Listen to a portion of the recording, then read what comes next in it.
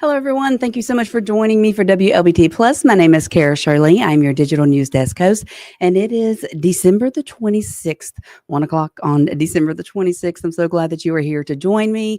I do appreciate each and every one of you tuning in. Got the Mike Magazine here saying, hey, y'all. Hello to you, too. Mike Magazine, that's Angela there. Do appreciate you tuning in. If you're watching on our social channels, Facebook, YouTube, Twitch, and you can comment and let us know where you're watching from. I hope you all had a wonderful and a very merry Christmas. Of course, it's first day of Hanukkah was yesterday as well. And also Kwanzaa's first day of Kwanzaa is happening today. So still got the holidays happening. And then, of course, this time next week, we're looking at 2025, which is outrageous to me. But thank you again for tuning in. If you're on our website, wlbt.com, or tuning in through our news app, we are very happy that you were here. So we are going to be having some severe weather, threats of severe weather, rather, move into our area in a little bit tonight or over the night, and then also some on Friday. And again, more severe threats coming in on Saturday. Our first alert weather team will be here later at 2:30 to talk to you about that. And of course, we're going to take a brief look at your forecast today before I say goodbye to you. Before we go any further, let's take a look outside and see what we're looking at over downtown Jackson. And it is cloudy out there. Very cloudy out there. We do have, like I said, that those rain chances, possible severe chances moving into our area overnight.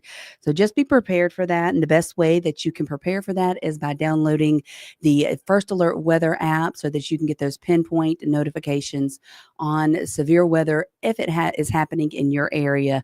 It's right down to where you are at. Well, let's go ahead and start looking at the news. We've had a lot of stuff that's happened on Christmas Eve as well as yesterday, Christmas Day, and then a couple of things that have happened this morning that we're going to go over with you. First thing that we want to talk about is a man over in Natchez who has been charged with murder. And let's see, here he is here on your screen. His name is Corted Smith, age 51, and he is currently being held without bond pending his arraignment. He was arrested by the Natchez Police Department and charged with the murder of a woman that happened on Sunday. So allegedly, he murdered 39-year-old Jacqueline Scott. Adams County coroner says that Scott fell 50 to 70 feet over a fence from the top of the Natchez Bluff near Clinton Avenue. Again, he is being held without bond pending his arraignment. And then we move to Adams County, where an inmate in Adams County, the correctional facility over there, has passed away. So Sheriff Travis Patton tells us that jail staff found 59-year-old, we couldn't get the words out, 59-year-old George Thompson unresponsive yesterday morning in the county jail.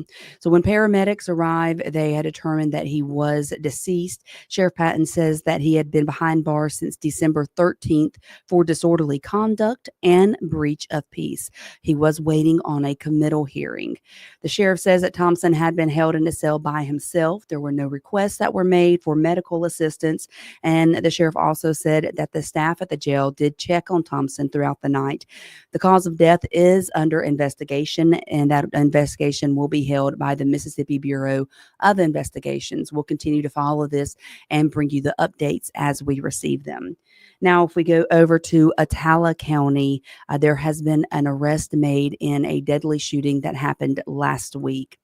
46-year-old Timothy Potts of McCool is being charged with murder, and 23-year-old Brittany Rainey of Ware is charged with accessory after the fact, and that is in the death of 42-year-old Leortha Ashford. The shooting happened at the Hannah Heights Apartments in Ethel on December the 19th. Bond for Potts is set at at 500,000, and bond for Rainey has been set at 25,000. Both are currently being held in the Leake County Correctional Facility. And in Warren County, a man in Warren County has been charged with felony child abuse of a 4-month-old, y'all. 4-month-old. The Vicksburg Daily News reported that 28-year-old Matthew Barnes turned himself in on December the 16th. Warren County Sheriff's Department was notified by the staff at River Region Emergency Room on the 13th of December that the child, again, a 4-month-old child, had multiple broken ribs. So Barnes did receive a $20,000 bond and has been ordered to have no contact with the child. Like I said, like with everything, we'll continue to follow this and bring you the updates as we get them. And I'm sure you all got the notification on Christmas Eve that a convicted murderer was out on the loose, that he had escaped from jail. Well, he is now back behind bars, thank goodness. So authorities say that 33-year-old Drew Johnson, he escaped from the South Mississippi Correctional Institute in Greene County on Tuesday, which was Christmas Eve. They say that he was recaptured yesterday, Christmas Day, not far from the prison. He had been sentenced to life in prison after he was convicted of murder back here in Rankin County in 2022. And he has also admitted to some other crimes that happened in Tennessee, and he will likely now face some new charges related to his escape. And then this morning here in our area, there was sadly a house fire here this morning. We do have the video for you right here. Here we go. This is video from the house fire this morning. Happened about 3:30 this morning. That's when the call came in. When firefighters got there, the home was fully engulfed in flames. This is on St. Charles Street in West Jackson. It's unclear at this point if anybody was inside the home or if anyone was injured. But once we get an update on it, we will pass that information along to you and let you know about it. If you haven't already, make sure you download the WLBT News app. That's where you can get those notifications on breaking news as it comes into us and we send it out to you guys. So let's see. Victor Lowe says, $20,000 bond. That's all. Come on, Judge. That's insane. Victor is speaking about the felony child abuse person that received $20,000 bond. Let's see. What was his name? Matthew Barnes. So he received a $20,000 bond for child abuse in Warren County, and of course been ordered to have no contact with the child. This happened on December the 13th, or at least the sheriff's department over there was notified on December the 13th. The River Region Emergency Room notified them. He did turn himself in on the 16th of December, and we're going to continue to follow that. Mike Magazine says that she is told the Greene County is the worst facility an inmate can be housed in. I am not aware of that. I'm not saying that it's not true. I don't know about that. That may be something that we need to look into. Thank you for that. Now let's move on. We were talking about the house fire. Now we're going to move to Madison County, where police are trying to find out who shot 2 horses over in Madison County. Very, very sad there. So here's a map of where this happened. Is that Reunion Farm Stable in the Reunion subdivision? Police say that one of the horses died. The other one is still being treated by a veterinarian. Investigators say the animals were shot sometime between 3:30 p.m. on Christmas Eve and 7:30 Christmas morning. So if you have any information on who might be responsible, you're asked to please contact Madison Police Department. If you have security cameras on your home, Ring doorbell camera, look at it and see if you see anything that is out of the ordinary, looks suspicious, that may be able to help bring the people who did this to justice. But if you do have that, contact Madison Police Department and pass that information along to him. And in Hinds County, a man is accused of killing his wife on Christmas Eve. Such a sad situation there. So the sheriff department says that 53-year-old Timothy Wayne Tillman, which you can see him here on your screen, he is now being charged with murder in the death of his wife, 65-year-old Dawn Marie Tillman. So this shooting happened Christmas Eve night, Tuesday night, on Doc Henry Cove off of Tank Road in West Terry. Timothy Tillman is being held at the Hinds County Jail, and investigators are still currently working to determine the motive for this shooting. We will bring you updates on that and follow that story, and bring you the updates on it as they come into us. I have a very sad situation that happened on Christmas Eve out of Lauderdale County.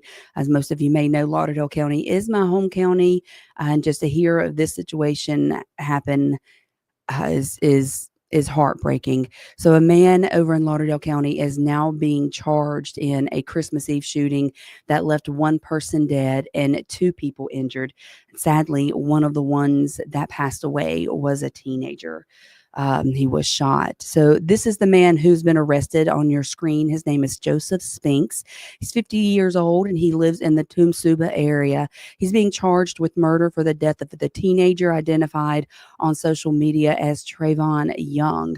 I know a lot of people over there in Lauderdale County that have spoken out on social media about what a wonderful young man this Trayvon Young was, that he had a very bright future ahead of him, that he was not a problem child. He was a wonderful student.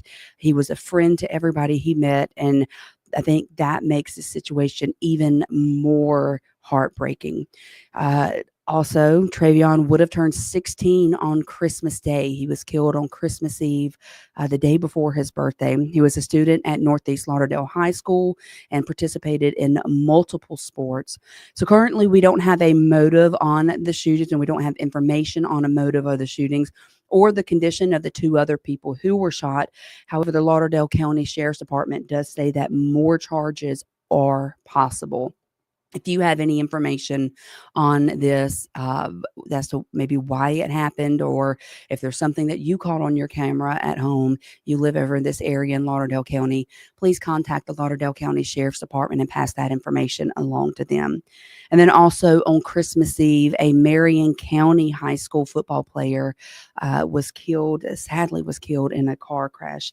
I don't think there is anything more sad for a parent to, number one, to lose their child, but to lose their child in ahead of such a big holiday. 17-year-old Luke Davis, this is him on your screen here. He was a student at Columbia High School, and he died in a two-car accident on Highway 11 in Moselle and Jones County. The Marion County School District did offer condolences on Facebook. And Davis's girlfriend says it has been a terribly difficult time for his friends and his family. His dad he's devastated. He missed his son. It's his only boy. His mom, she's on her way from seeing her family on the other side, and she didn't take this news very well. Bless it. Bless their heart. And sadly, Davis was not the only victim of this crash. We did learn today that a 33-year-old Zebulon Lott was killed in the accident. He was from this area. He was an ICU nurse on his way home on Christmas Eve from working a 12-hour shift. And he was also involved in this accident and lost his life, leaves behind 3 beautiful children and a wife. Our thoughts and our prayers here at WLBT go out to everybody involved in this on both sides of the loss. It is nothing more tragic than losing someone like this in such a around such a big time of year, a big holiday when there's supposed to be joy and laughter, and it just turns out that there's just tears because of the loss. So our thoughts and our thoughts and prayers are with both of these families. Before we move on to take a look at our forecast, a quick look at our forecast, let's hear from our sponsor here at WLBT Plus, Jackson Water. Time for a neighborly tip from Jackson Water. Is it okay to pour fats, oils, and greases down the drain if I run hot water? No! What if I run the garbage disposal? No! How about if I use dish soap at the same time? No! Instead, hang on to a few containers to store and toss old cooking fat and grease once you're done. Jackson Water. Water for all the time. And again, thank you to Jackson Water for sponsoring WLBT Plus. Make it possible for us to bring you this every day, every weekday at 1:00. And also, we have more content planned for you guys coming up in the future. So you want to make sure you stick around and pay attention to what's happening here at WLBT Plus. Let's go ahead and look at our forecast right now. I'll give you a quick look at that forecast. And our outside temperatures right now are sitting in the upper 50s to the low 60s, just about everywhere. We're looking around the same temperature out there. If we look at our current radar, you're going to see we don't really have any rain in our area yet. If you look over in Louisiana and over in Arkansas, there is some rain that is going to be moving our way coming from there. But currently, we just have cloud coverage. We don't have any rain in the area right now.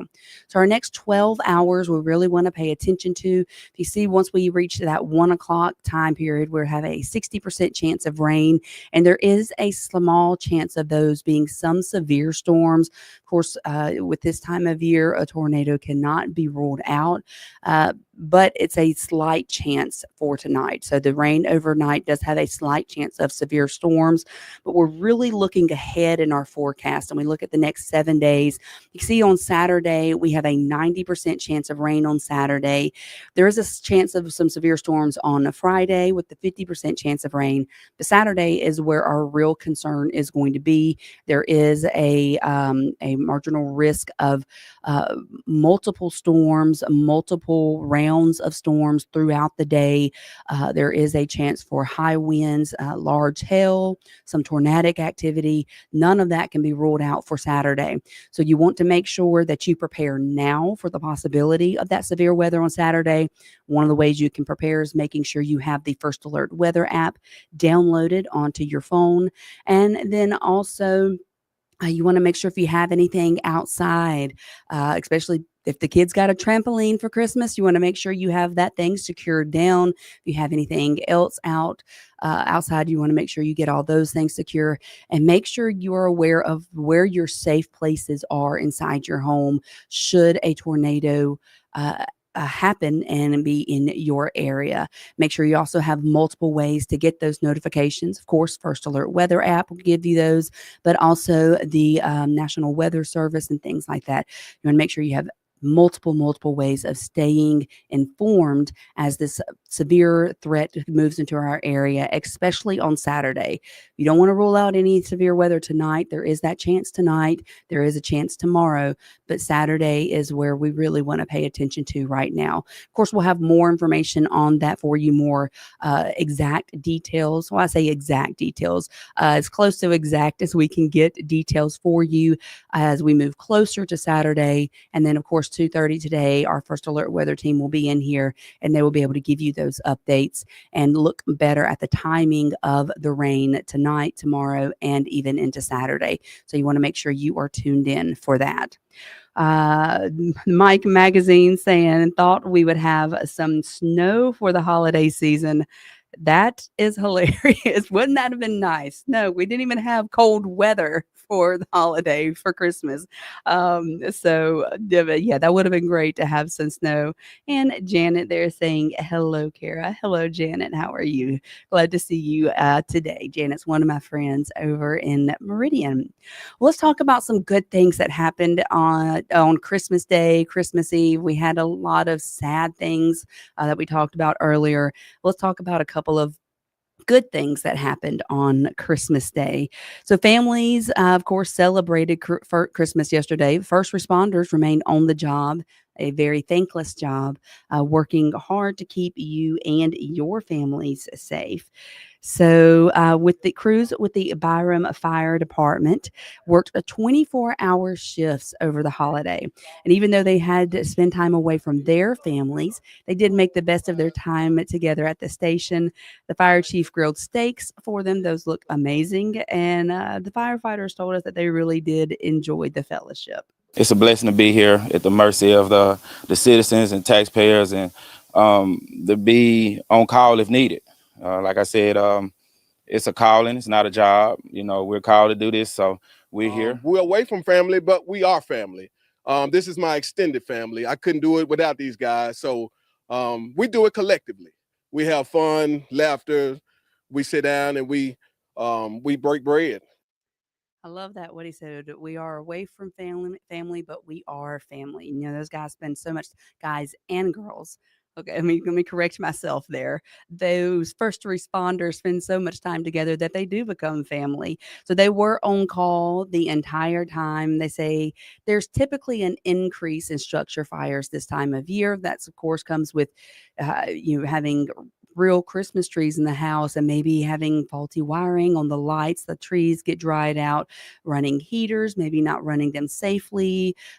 Just there's a multiple of different reasons as to why the risk of fire does increase this time of year. So if you are using any kind of space heaters or anything like that, let's make sure you follow the safety guidelines. Keep them 3 feet away from the walls or any type of flammable surface, carpet, furniture, curtains, anything like that. Make sure that you have smoke detectors. Make sure you have them working. Put the batteries in there. Check the batteries on them. All of those different things to help keep you and your family and these firefighters safe out there, as they are the ones that will come running and, if need be, run into that burning building to save you or your family. Now, Stupot Community Services helped to make sure that the homeless and others who are down on their luck had a good reason to celebrate yesterday. So dozens of people gathered at the Opportunity Center for a hot Christmas meal. I guess were able to sit back and relax, watch TV, and enjoy each other's fellowship. Each person was also given a backpack and an envelope with a message of hope and courage and some cash in it. Javonda Stanton is the director of shelter services. She says she wanted to make sure the less fortunate were able to get the same holiday cheer that many people have at home. We can't protect them once they get outside that gate, but once they step inside this gate, once they step inside this building, they absolutely positively know that they are loved and cared about. And that I think that was my Christmas gift. That was my Christmas gift. I am thrilled hearing the thank yous, and this is amazing. And the question, you did this for us? Yeah, why wouldn't I? Know that you see that emotion in her eyes and you know that she loves what she does. So the entire occasion was made possible through donations and volunteers. And to hear more about guests and volunteers, how they enjoyed their Christmas holiday, you can visit this story on our website, wlbt.com. And of course, today is the first day of Hanukkah. It's also known as the Festival of Lights. Hanukkah is an 8-day Jewish holiday commemorating the miracle of the oil of the Second Temple of Jerusalem. It said that there was only enough oil to last for 1 day, but it ended up lasting 8, and candles are lit each night of Hanukkah to commemorate the miracle.